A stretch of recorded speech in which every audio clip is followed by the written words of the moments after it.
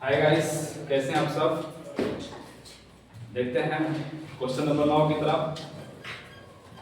9 है, question number 9 है कि त्रिभुज एबीसी में जिसका कोण भी समकोण है, यदि tan a बराबर 1/√3 तो निम्नलिखित का मान ज्ञात करें। जिसमें हमारा पहला क्वेश्चन है कि sin a into cos c plus cos a into sin c। दूसरा है cos a into cos c minus sin a into sin c। इसमें एंगल दो दिया है, एक a है और एक c है। तो जब दो एंगल दिया है तो हमें दो त्रिभुज बनाना पड़ेगा। कैसा? समकोण त्रिभुज। तो समकोण त्रिभुज हम बनाएंगे दो, एक को हम a थीटा मानेंगे और एक को c थीटा मानेंगे। तो यहां बनाते हैं।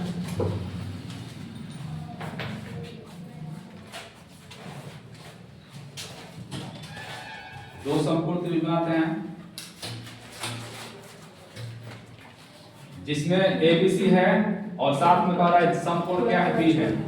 समकोण B यहां लिखेंगे, यहां B लिखेंगे, यहां A लिखते हैं, यहां C लिखते हैं। ये हमारा A हो जाएगा, B हो गया, ये C हो गया।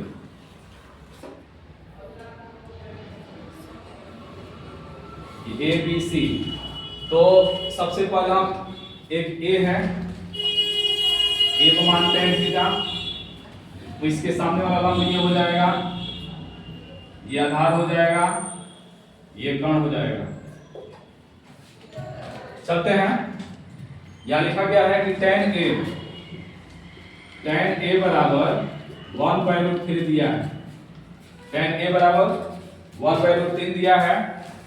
तो tan का सूत्र हमें पता है, tan A बराबर लंब बटे आधार होता है, लंब बटे आधार। यहां लिखेंगे इसलिए लंब का मान दे दिया 1, आधार का मान दे दिया √3, कर्ण नहीं दिया है, यानी कर्ण हमें निकालना है। कर्ण बराबर बात करेंगे। लंब का मान 1 दिया है, यहाँ 1 लिख देंगे। यहाँ आधार √3 दिया है, √3 लिख देंगे।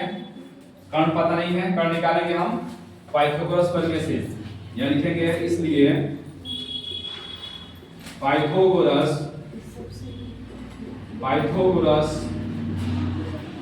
प्रमेय से, पाइथागोरस प्रमेय से सूत्र होता है कर्ण स्क्वायर बराबर लंब स्क्वायर प्लस आधार स्क्वायर।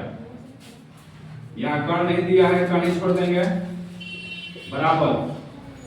बराबर लंब का मान है 1, यहां 1 लिखेंगे, 1 का स्क्वायर प्लस आधार का मान है √3 लिखेंगे। स्क्वायर है तो स्क्वायर, फिर यहां 1 का स्क्वायर क्या होता है? 1, √3 का स्क्वायर √9 कर देते हैं।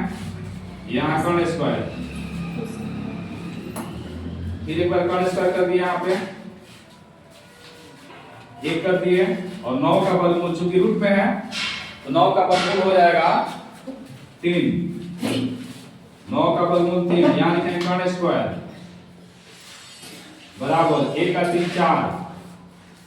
यहाँ कर्ण का स्क्वायर करेंगे 4 हो गया, यहां पे कर लेते हैं।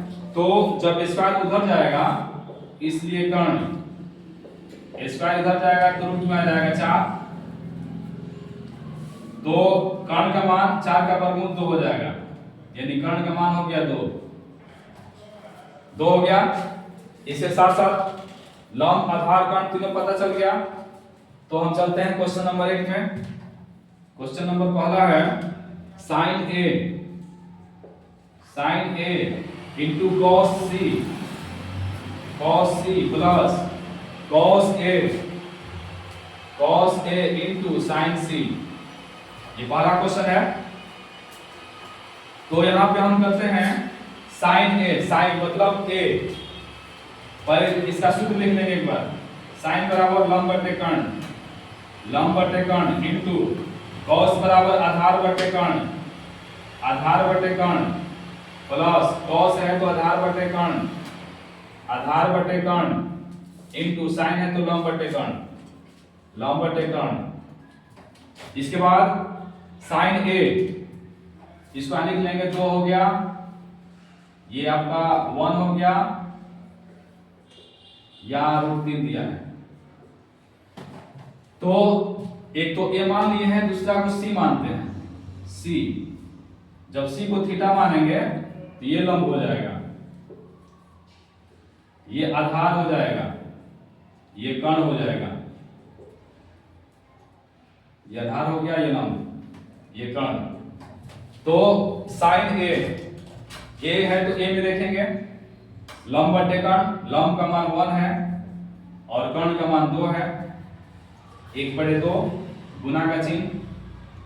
cos सी में देखेंगे, अब सी में देखेंगे तो हमारा आधार बटे कर्ण है, तो आधार हो जाएगा ये 1 और कर्ण हो गया 2, प्लस है तो प्लस।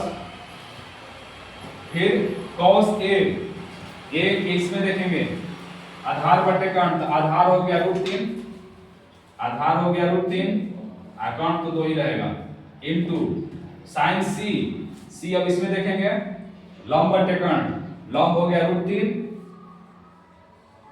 और कर्ण हो गया 2, एक का गुना करेंगे 1 बटे में 2 दूना 4, प्लस √3 और √3 गुना करेंगे √9, 2 दूना 4। इसके बाद बराबर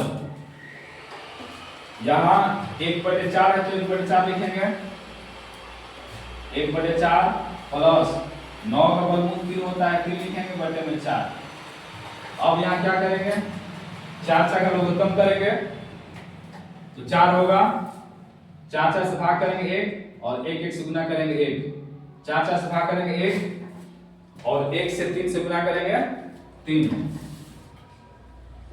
1 और 3 जोड़ेंगे 4 बटे में 4, 4 कट जाएंगे, बचेंगे आपका 1। यानी पहला हमारा यही था क्वेश्चन जिसको हमने हल किया, ये पहला आपका आंसर है। इसके बाद दूसरा क्वेश्चन देखा जाए, दूसरा है cos A into cos C minus sin A into sin C, कितना है? एक बार सूत्र रखिए, cos का आधार बटे कर्ण, आधार बटे कर्ण इंटू इसका भी आधार बटे कर्ण माइनस साइन लंब बटे कर्ण इंटू इसका भी लंब बटे कर्ण।